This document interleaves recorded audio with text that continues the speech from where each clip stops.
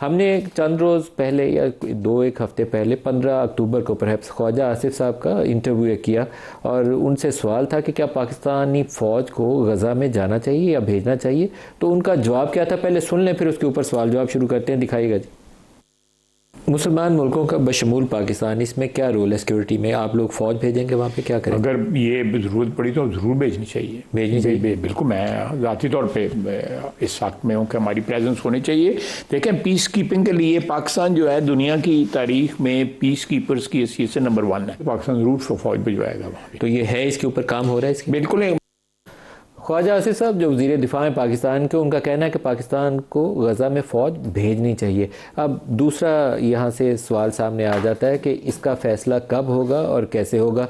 जो field marshal के recent visits हैं इजिप्ट का, जॉर्डन का और इवन अब जो सऊदी अरब हो गए हैं, तो बाज़ उनकी तस्वीर को भी इस तरीके से डिस्क्राइब किया गया और सोशल मीडिया के ऊपर ये राय दी गई कि पाकिस्तान शायद होमवर्क कर रहा है कि हमें अगर फ़ौज भेजनी है तो जायज़ा ले रहा है कि कैसे, कब, कहाँ फ़ैसला लेना चाहिए, कितनी फ़ौज भेजनी चाहिए, रूल्स ऑफ इंगेजमेंट क्या होने चाहिए। और जो दीगर ममालिक जिनका इस सिलसिले में नाम आ रहा है उसमें इंडोनेशिया का आ रहा है, अज़रबैजान का आ रहा है, टर्की का है। और टर्की के हवाले से जो इसराइली हुकूमत है उसके वज़ीर आज़म ने भी और उनके वज़रा ने भी टर्की की फ़ौज की डिप्लॉयमेंट की मुखालफत की है। तो पाकिस्तान का क्या फ़ैसला है उसके ऊपर राय देने के लिए और उसका जवाब देने के लिए हमारे साथ मेहमान शख्सियत है बैरिस्टर दानियाल साहब, पार्लिमानी सेक्रेटरी इत्तलात व नशरियात हैं, को खुशामदीद कहते हैं। दानियाल साहब, क्या पाकिस्तान को गज़ा में फ़ौज भेजनी चाहिए?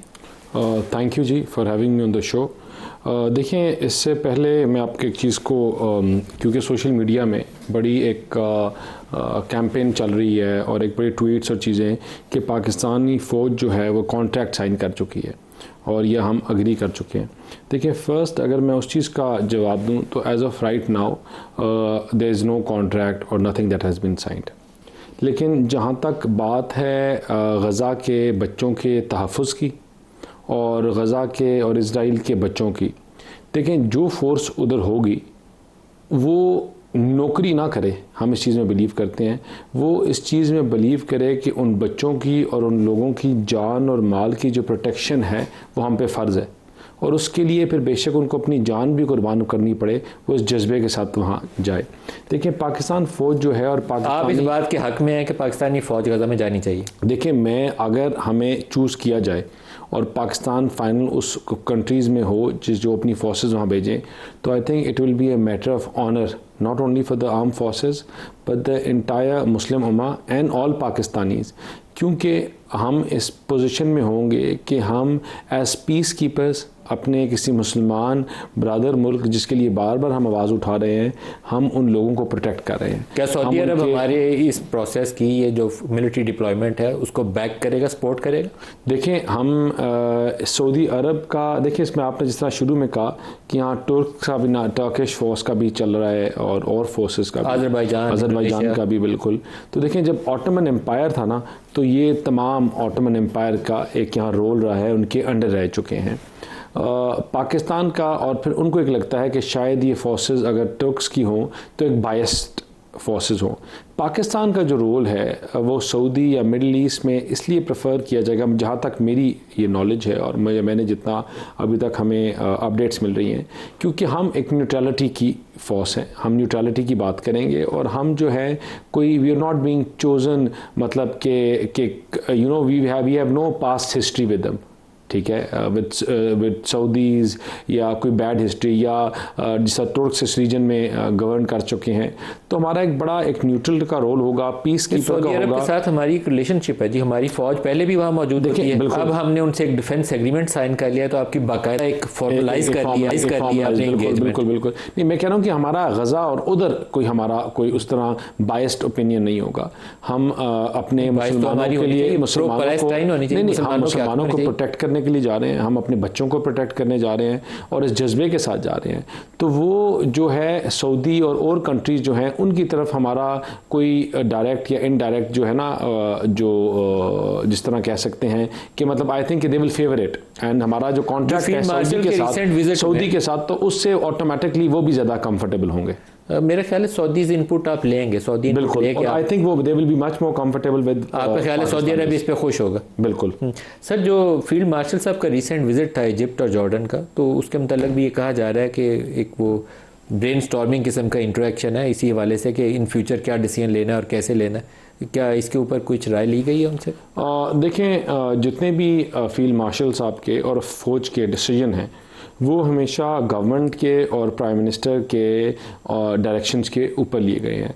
वो अगर आपने उनकी शुरू की स्टेटमेंट्स भी सुनी हो कि जब इंडिया ने पहली दफ़ा पाकिस्तान के ऊपर हमला किया और वो सारा चीज़ें स्ट्रेटजी बनी, आपने कहा कि प्राइम मिनिस्टर की हिदायत के ऊपर डिसीजन लिए, कौन से डिसीजन? मैं जिस तरह हमने इंडिया को वापस रिस्पॉन्ड, मैं इस वक्त ठीक है ना, डिप्लॉयमेंट गजा के अंदर, देखिए गजा की डिप्लॉयमेंट के ऊपर अभी तक फैसला नहीं हुआ ना। मैंने कहा कि अभी टॉक्स जारी हैं और अभी तक किसके साथ टॉक्स जारी हैं? उन ममालिक के साथ, जिस तरह सऊदी हो गया, जो उस कमेटी में है कि कौन सा मुल्क यहाँ बैठेगा। जो 8 ममालिक इब्तदाई तौर पर ट्रंप के साथ मीटिंग में थे, आप उनसे कंसल्ट कर रहे हैं? उनके साथ कंसल्ट करके कंसेंसस एक डिसीजन कंसेंसस के साथ फैसला। बिल्कुल, लेकिन ये जो है प्राइम मिनिस्टर की डायरेक्शंस के ऊपर और उनकी हदायत के ऊपर ये आगे जो हैं ये चीज़ें चल रही हैं और फैसला हुकूमत लेगी, फैसला हुकूमत लेगी। अच्छा, ये इंपॉर्टेंट है जी, अल्टीमेट डिसीजन इस हवाले से हुकूमत लेगी। मेजर मीसम रजा साहब हमारे साथ हैं। मेजर साहब, आपका बहुत शुक्रिया। सर, क्या हमें फ़ौज भेजनी चाहिए गजा में या नहीं भेजनी चाहिए? अस्सलाम वालेकुम। बहुत शुक्रिया मलिक साहब। वालेकुम, बहुत शुक्रिया मलिक साहब। ये इस वक्त मेरा ख्याल है आज का ये सबसे अहम सवाल है जो आपने मेरे साथ किया, जो उठाया। वन वर्ड आंसर है यस।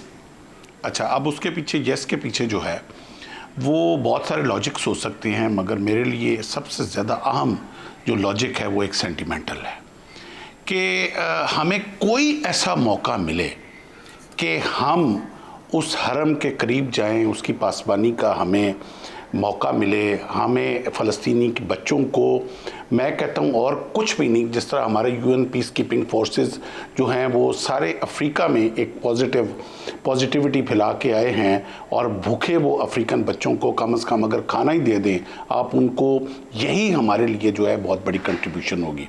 तीसरी बात, मुझे इस आपके सवाल के बाद, चूँकि बिल्कुल स्ट्रेट आपने क्वेश्चन मेरे पे कर दिया, तो मुझे सुलह हुदैबिया की आका सल्लल्लाहु अलैहि वसल्लम की वो शिक याद आ रही है जिसमें एक शिक थी कि अगर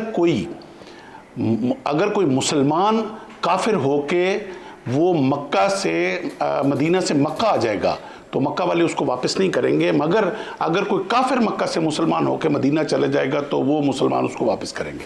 अब इलॉजिकल वो शिक थी, मगर सलाम है मेरे आका को जिन्होंने उसके ऊपर साइन किया। वो एक मैसेज था कि अगर मुसलमान कोई हो के मदीना से वापस उसको भेज दिया जाएगा मक्का में, तो मक्का में वो एक मिशन फैलाएगा, एक मैसेज फैलाएगा, एक वो कंट्रीब्यूशन होगी, एक वो रिप्रेजेंटेशन होगी इस्लाम की कुफर के मैदान के अंदर।